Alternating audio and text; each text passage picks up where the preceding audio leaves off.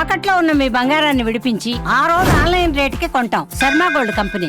నమస్కారం, welcome to Suman TV. నేను గీతాంజలి. ప్రస్తుతం మనతో పాటు శివరుద్ర సాధు గురువు గారు ఉన్నారు. వారితో మాట్లాడదాం. గురుగారు నమస్కారం అండి.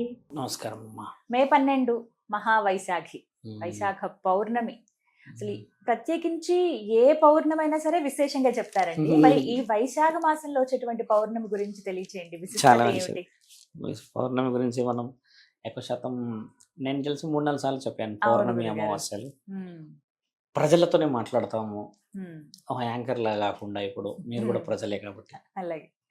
ప్రతి పౌర్ణమిలో ఒక క్షణం ఏముంటదంటే అమ్మ, మన కులదైవం మన ఇలవెల్పులకి బందీ అయ్యే సమయం ఉంటుంది ఒకటి. ఉమ్, అంటే గ్రహణాలు కూడా వస్తూ ఉంటాయి. సూర్యగ్రహణం కానీ చంద్రగ్రహణం, మొన్న షష్టగ్రహ కూటమి వచ్చింది. ఉమ్, ఇంకో విషయం ఏంటంటే ఈ ఏరెండులో సప్తగ్రహ కూటమి వస్తుంది. అది మహా ప్రమాదకరంగా వస్తుంది. అంటే ఉమ్, సముద్ర గర్భం చీల్చుకునే అవకాశాలు ఎక్కువ ఉన్నాయి. ఉమ్, ఈ గ్రహణాలు వచ్చిన సమయంలో ఏమవుతుందంటమ్మా, మన కులదైవము ఇంటి గడపకి వెళ్తూ ఉంటుంది బయటికి. అంటే బందీ అయ్యే అవకాశాలు ఎక్కువ ఉంటాయి. ఉమ్, ఈ విషయం వచ్చింది కాబట్టి ఏం చెప్తున్నామంటమ్మా, ఈ అమావాస్యలు పౌర్ణమి గడియలలో ఉమ్, ఎక్కువ శాతంగా చాలా మంది కొందరు దుష్ట శక్తులు ఉన్న వాళ్ళంతా ఉమ్, అమాయకమైన కొన్ని బలహీనమైన జాతకాలు ఉంటాయి. ఉమ్. కొన్ని నక్షత్రాలు బలంగా ఉంటాయి, కొందరు ఏమో ఉపయోగపడే విధంగా ఉంటాయి కదా. అవునవును. ఇలాంటి వాళ్ళందరికి ఇబ్బంది చేసే సమయం. ఉమ్, ఒక మాట మేము ఏం చెప్తామంటే అమ్మ, ఇప్పుడు మీరన్న ఈ వైశాఖ పురన్మాసి ప్రత్యేకత ఏంటంటే, ఉమ్. కులదైవం కళ్ళు తెరిచి కూర్చుంటది ఇలా చేతులు పెట్టి. ఓ. ఎందుకు కూర్చుంటది అసలు దాని ప్రత్యేకత ఏంటంటే అమ్మ, ఉమ్, మిగతా రోజులలో అమ్మవారు ధ్యానంలో ఉంటది. ఉమ్, ఈ సమయంలో కులదైవం ఉమ్. పూజ అందుకోవడానికి కట్లు పడని రోజు ఇది. ఈ ఈ ఆహా. పౌ ఈ పురన్మాసి ప్రత్యేకత ఏంటంటే, ఉమ్. ఇలవెలుపులు కులదైవాలు నైవేద్యాన్ని ఆశిస్తారు. ఉమ్. ఎలా నైవేద్యాన్ని ఆశిస్తారు, అసలు ఈ ప్రత్యేకత ఏందనే విషయం కొంచెం డెప్త్గా మన ప్రజలకు తెలియాల్సింది. ఎట్లా అంటే అమ్మా, ఉమ్. ఒక గ్రహణ ప్రత్యేకత ఏంటంటే దేవత మనకి ఎప్పుడు కనబడదు. ఉమ్. కొన్ని అరిష్టాలు జరుగుతూనే మనకి ఏమో అయిందని పోతాం. ఉమ్. ఈ పౌర్ణమి ప్రత్యేకత ఏంటంటే, కొంచెం వెనక్కి జల్లి చూస్తే అమ్మ, మొన్న జరిగింది జనవరిలో ఉమ్. మహా ఆలయ పక్షాలు జరిగాయి. ఉమ్. అంతకు ముందుకు చూస్తే ఉమ్. తెలంగాణలో వచ్చేసి పెత్తర అమావాస్యలు జరిగాయి. ఆ. ఆత్మలకి బలం అంటే చేయలేని వాళ్ళు పితృతర్పణాలు లేకపోతే ఎవరైతే ఇంకేదో ఉంటారో. పెడితే క్షేమం కదా. ఇక్కడ అమ్మవార్లకి ఇచ్చే నైవేద్యం నువ్వులతోని బెల్లంతోని ఈసారి పెట్టే ఆ నైవేద్యానికి ఉమ్. అమ్మవారు స్వయంగా స్వీకరిస్తారు. ఇది ఎవరికి, కులదైవానికి కాదు. ఈ పౌర్ణమి వచ్చింది ఇలవెల్పులకి. ఇలవెల్పులు అంటే ఆడవాళ్ళు. ఈ ఆడవాళ్ళల్లో కూడా అమ్మ గ్రామ దేవతలు ఎక్కువ ఉంటారు. ఉమ్.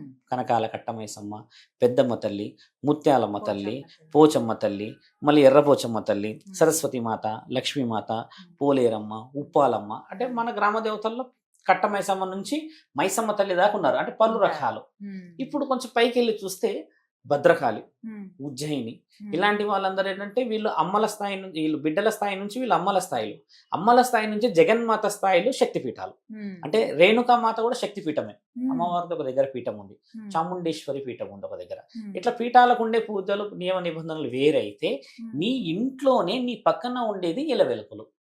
ఈ ఆ. ఇలవెలుపులు నీ దగ్గర నుంచి ఆశించే ఒకే ఒక పౌర్ణిమ ఈ వైశాఖ పౌర్ణిమ. ఓ. ఈ రోజు ఎందుకు ప్రత్యేకత అయింది, దీనికి విలువ ఎలా వచ్చింది, ఈ విషయం ఏంటంటే, ఉమ్. చాలా మందికి పౌర్ణమి అనగానే గుడిలో ఒకటి మూసేయడాలు, తర్వాత అమావాస్య అనగానే చేతబడులు అనేది భయము. అమావాస్యలో చూడండి అమ్మా, పెద్ద పెద్ద సిటీలు ఖాళీ అయిపోతాయి. నిజం. కార్లో పోయేటోడు కూడా ఆ రోజు సైలెంట్. ఈరోజు డీల్ చేయొద్దు అని అంటారు. డీల్ చేయొద్దు అంటారు అంటే కొంత వ్యాపారవేత్తలు. ఉమ్. అంతే అమావాస్య అని చెప్పి. అదే అవును. ప్రత్యేకించి అమావాస్య రోజు లక్ష్మీమాతను పూజించే కొన్ని కులాలు ఉన్నాయి. అవును. కొన్ని కులాలు ఉన్నాయి, నేను పేరు తీయను. వాళ్ళు ఆ రోజే ఎక్కడ లేని పూజ దీపాలు, చేస్తారు. ఆరాధనలు, అన్నదానాలు వాళ్ళు ఎందుకు చేస్తారు మరి? చేస్తారు. అంటే నెగిటివిటీకి మనం నమ్మినాం కాబట్టి నెగిటివిటీలో ఉన్నాం. ఉమ్. పాజిటివ్ అనేది నార్త్ సైడ్ చాలా బాగుంటుంది, మీరు గమనించండి. వాళ్ళ అవును. వివరణ వేరు. ఉమ్. ఇప్పుడు ఏంటంటమ్మా, ప్రజలందరికీ తెలియాల్సింది ఈ పౌర్ణమి ఏంటంటమ్మా, ఉమ్. 6 తర్వాత నైవేద్యం స్వీకరణకి దేవతలు రెడీగా ఉంటారు. ఉమ్. ఇంటికి మామిడి తోరణాలు ఒకటి పెట్టి ఉమ్. కొబ్బరికాయ గడప దగ్గర కొట్టాల. గడప బాగా దగ్గర. గమనించండి, గడప దగ్గర కూడా సాయంత్రం పూట గురుగారు. సాయంత్రం 6 గంటలకి. ఎందుకంటే పురన్మాసి ఉమ్. మాసం అనేది రాత్రికి మొదలైంది కాబట్టి కొబ్బరికాయ కొట్టేమ్మ, ఇటువైపు ఒకటి ఇటువైపు ఒక కొబ్బరికాయ మంచి బలంగా తెచ్చుకోవాలి. ఇంత చిన్నది కాదు, ఉమ్. మంచి పెద్ద కొబ్బరికాయ ఒక 50 రూపాయలు అని పెద్దగా తెచ్చి బలంగా కొట్టి ఉమ్.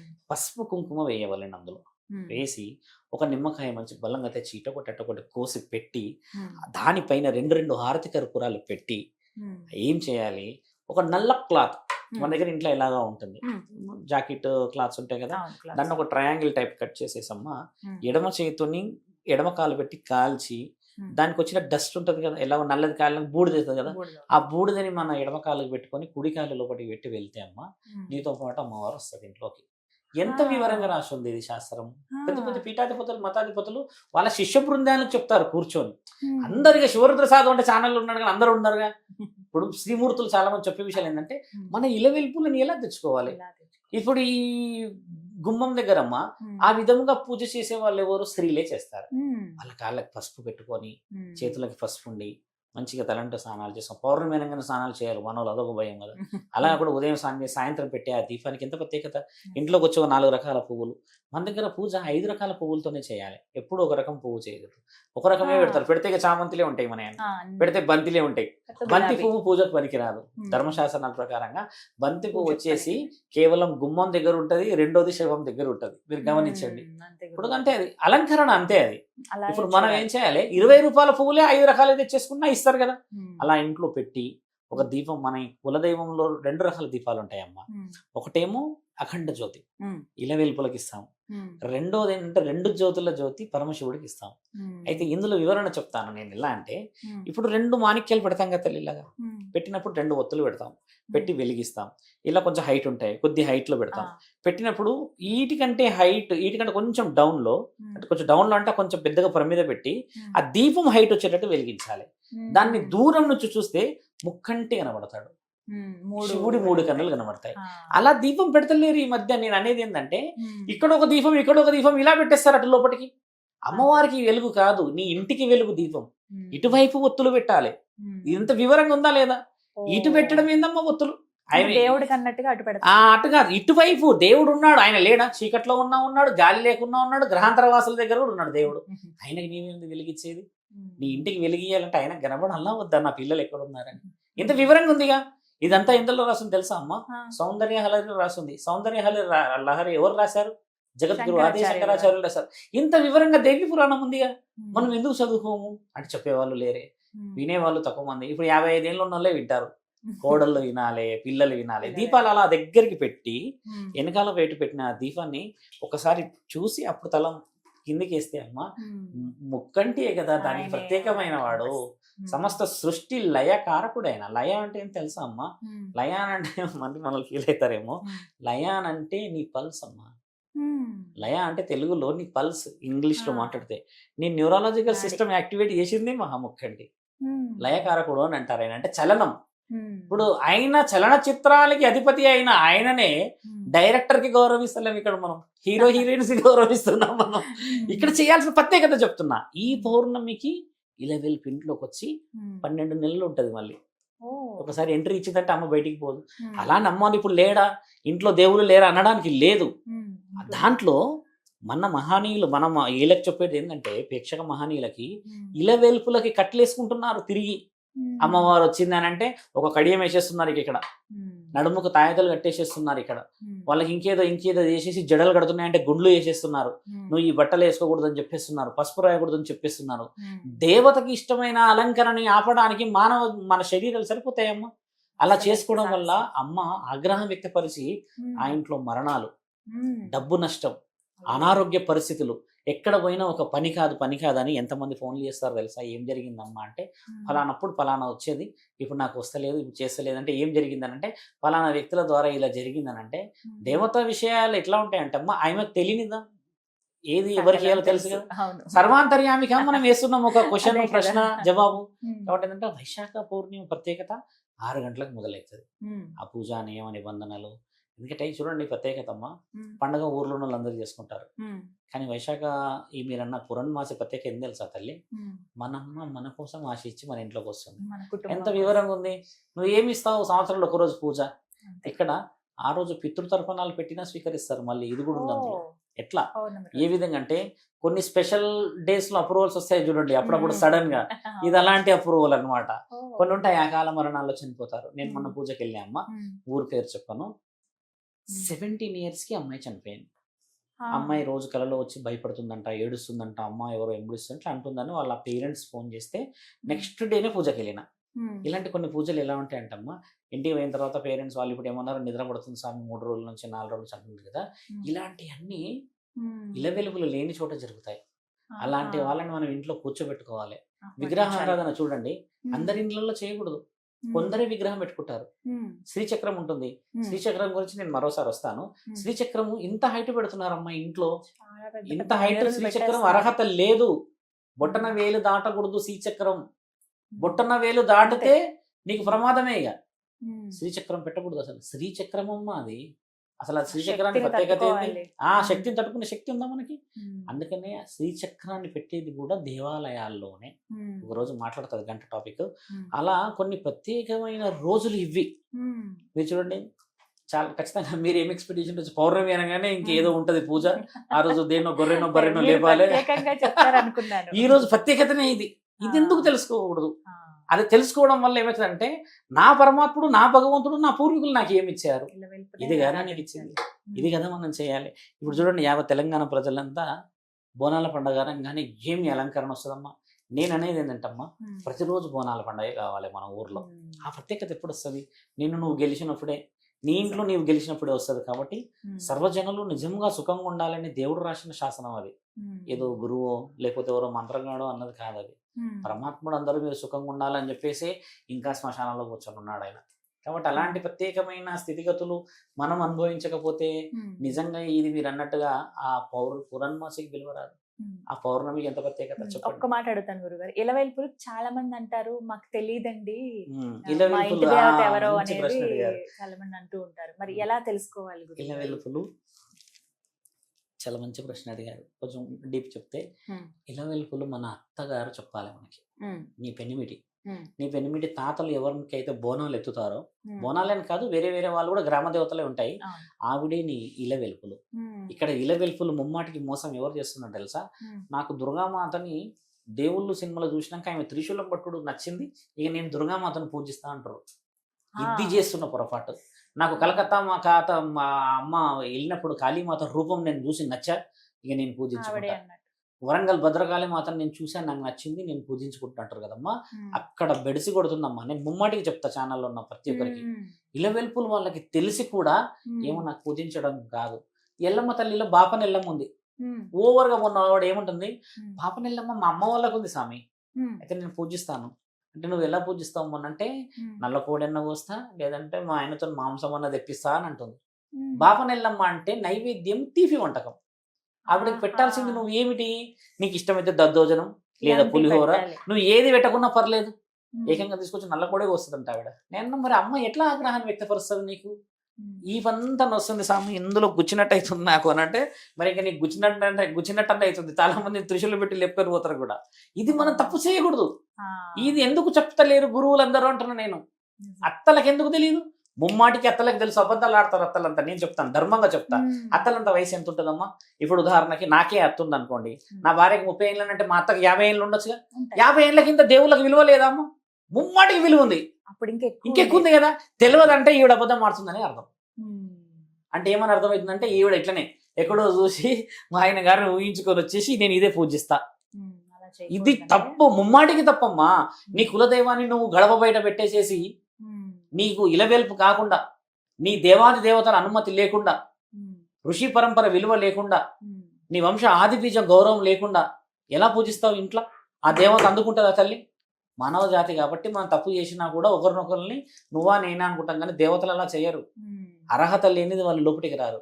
మీకు ఇంకో ఓపెన్ ఛాలెంజ్ మనం ఏం మాట్లాడుకోవచ్చు అంటే అమ్మ, చాలా మంది తెలవాలని చెప్తున్నా, నైవేద్యం దేవతలు స్వీకరిస్తారు. మీకు చూడండి, నేను గతంలో ఏం చెప్పినంటే స్వీకరించారు అమ్మా అని చెప్పాను కదా, దేవతలు ఈ వేలుతో స్వీకరిస్తారు. ఇలా హద్దు పడుతుంది, గమనించి చూడండి ఈసారి ఖచ్చితంగా. మధ్యలో ఒక వేలుతోని ఇలా స్వీకరిస్తారు, ఇలా చేతి ఆ వేలు ముద్ద కనబడుతుంది. గ్రంథాల్లో రాసింది ఇది. అంటే ఆవిడ స్వీకరించేది అదొక్కటే, మళ్ళీ అందులో నుంచి ఏం పోదు, దాంట్లో ఉన్న రూపంలో ఉన్న బలం పోతుంది, పుణ్యం. చాలా మంది మన పెద్దవాళ్ళు ఏమంటారంటే అమ్మ, దీపం కారణ జన్ముడితోనే పెట్టిస్తారు. మీరు గమనించండి, ఇప్పుడు కొన్ని కులాలు ఉంటాయి, దీపాన్ని ఎవరు పడతాలు పెట్టనియరు.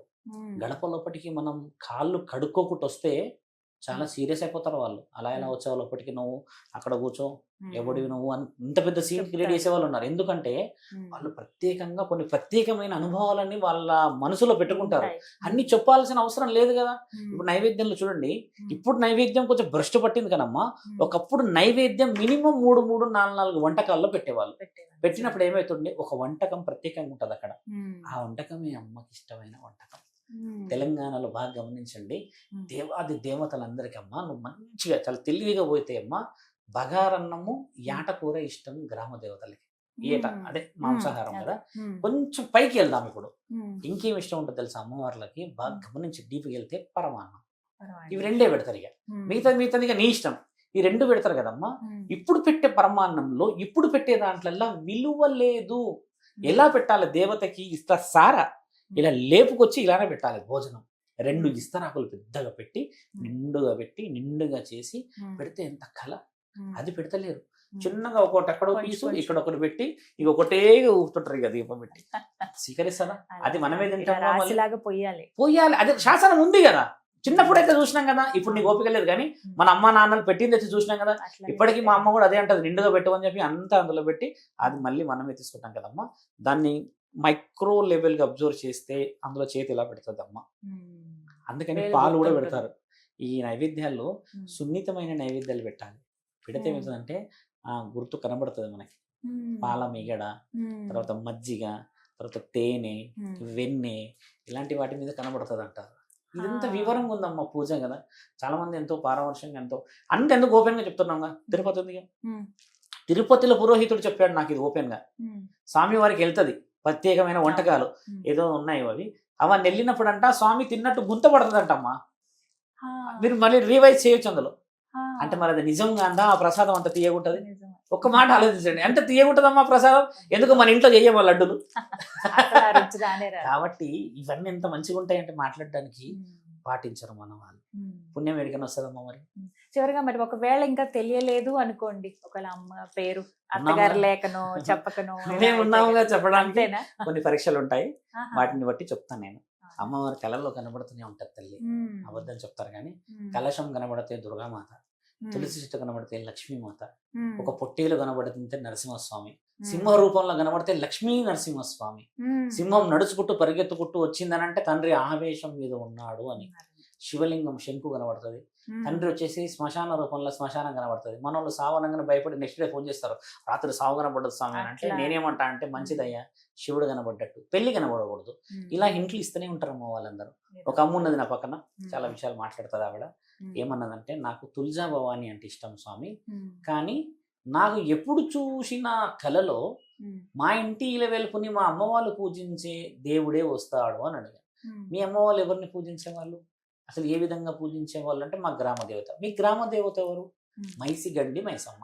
మైసిగండి మైసమ్మ అంటే మనకు తెలంగాణ ప్రజలకు తెలుసు, ఇక్కడ ఉందని కదా. అయితే నేనన్న మైసిగండి మైసమ్మ ఎందుకు వస్తుందమ్మా అంటే, మేము లంబడి వాళ్ళం స్వామి, 100 సంవత్సరాల నుంచి అదే ఊర్లో ఉన్నాం, పిలుస్తాం చేస్తామంటే. నువ్వు తులజా భవాన్ని ఎందుకు పూజిస్తావు అంటే, మా ఆయన మాల ఇస్తాడు కదా, నాకు కూడా ఇష్టం అని అంటే అట్లుండదమ్మా. నువ్వు ఆవేశం ఏమో ఇక్కడ పెడతావు, ఆనందమేమో ఈడెత్తుకుతావు. ఇప్పుడు నువ్వు ఆవేశం ఆనందమేమో ఈమె మైసిగండి అన్న తర్వాత చాలా రియలైజ్ అయ్యి ఏం చేయాలి అది చేయాలంటే నేనే వెళ్ళి పూజ చేసి కొన్ని విషయాలు చెప్పొచ్చిన కదమ్మా. ఇప్పుడు ఆవిడ కళలు పడతలేవంట, హంటింగ్ చేసినట్టు పడతాయంట కళలు. ఎవరో వచ్చి తరిమి కొడతారంటారు. ఇంకా కూడా ఆమె చెప్తుంది బాధ, భయం అవుతుంది నాకు అని అంటే. మరి వాళ్ళు నువ్వు తెలుసుకునే వరకు వాళ్ళ పరీక్షలు పెడతారు కదా. చాలా మంది పురోహితులు చెప్తారు, పీఠాధిపతులు చెప్తారు, దానికి ఒక అంజనం ఉంటుందమ్మా. ఆ అంజనం వేసి చూసి వివరంగా చెప్పి దాన్ని నవధాన్యాలతోని అష్టసుగంధాలతో వేస్తారనమాట. వేసినప్పుడు అమ్మవారి రూపం కనబడుతుంది. ఇప్పుడు కొంతమంది పురోహితులు చూడండి, ఇలా పూజ కళ్ళు మూసుకోగానే నువ్వు ఏం చేస్తావో చెప్పేస్తారు. అంత దాకా ఎందుకు తల్లి, నువ్వు ఒక గుడిలో పోగానే పురోహితులు కళ్ళు తెరిచి చూస్తాడు, ఇట్లా ఏదో శక్తి వచ్చింది, దుష్ట శక్తి, ఏదైనా గాలి శరీరాన్ని ఆవహించి వచ్చిందా, లేకపోతే ఎవరైనా ప్రత్యేకమైన అమ్మవారి లాంటి రూపంలో ఉన్న ఒక కారణ జన్ముడు వచ్చాడా అని గమనించే పురోహితులు ఉన్నారు కదా. ఇప్పటికీ కొంతమంది పెద్దోళ్ళు ఉన్నారు. నేను చాలా గౌరవం ఇస్తా అమ్మా. అలాంటి వాళ్ళు చూసే చూపు చాలా వివరంగా గమనిస్తారు, కింది మీదకి అలా చూసి గమనిస్తారు, గమనించి ఏదో ఉంది అనుకొని ఆలోచిస్తారు. అలాంటి వాళ్ళు ఇంకా బతికే ఉన్నారు కదా తల్లి, వాళ్ళు అడగొచ్చుగా వాళ్ళని. ఎంతసేపు బుడుబుక్కలు నింబడి పోయి కూర్చోబడి ఇబ్బంది పడడం అవసరమా? బాధపడద్దు, ప్రేక్షకులకు చెప్తున్నాము. తెలుసుకోకపోతే నీ ఇలవెలుపు తెలుసుకున్న దాకా వదిలిపెట్టదు. ముక్కంటే ఇంకా కళ్ళు తెలవలేడు, తెరవకుండానే ఇన్ని ప్రమాదాలు జరుగుతున్నాయి, తెరిస్తే ఏమవుతాయో. కాబట్టి ఇలవెల్పుల నెగ్లిజెన్సీ అమ్మ ఈ రోజు చాలా కుటుంబాలు పాడవుతున్నాయి. ఇంకా కులదైవాలు పెద్ద లెక్కలు. ఇంకా నేను ఇలవెల్పే మాట్లాడినా. కులదైవం నరసింహుడు, విష్ణుమహనీయుడు, వెంకటేశ్వరుడు, రాముడు, వీరభద్రుడు, శివుడు, వీళ్ళందరూ, హనుమంతుడు, రాముడికి వీళ్ళ లెక్క వేరుంటది. ఇక అందుకే తండ్రిలో ప్రతిసారి రాలేమని కడప లోపల అమ్మని పెడితే ఆ అమ్మని మనం బయట పెట్టేశాం. ఎక్కడ దాష్టికం లేదంతా. అది వద్దంటున్నాను. నిన్ను నువ్వు గెలవాలంటే నేను చెప్పేది కూడా ఎప్పుడు కూడా అంటే మానవ ధర్మం గెలవాలి. ధర్మం గెలవాలంటే మర్మం గెలవాలి. మర్మమే మానవత్వం. మానవత్వం లేని దగ్గర మరి పరమాత్ముడు ఉండగలడా తల్లి? అందుకని కొంచెం డీప్ గా పోవాలి. చాలా చక్కగా వివరించారు గురుగారు. ధన్యవాదాలు. నమస్కారం.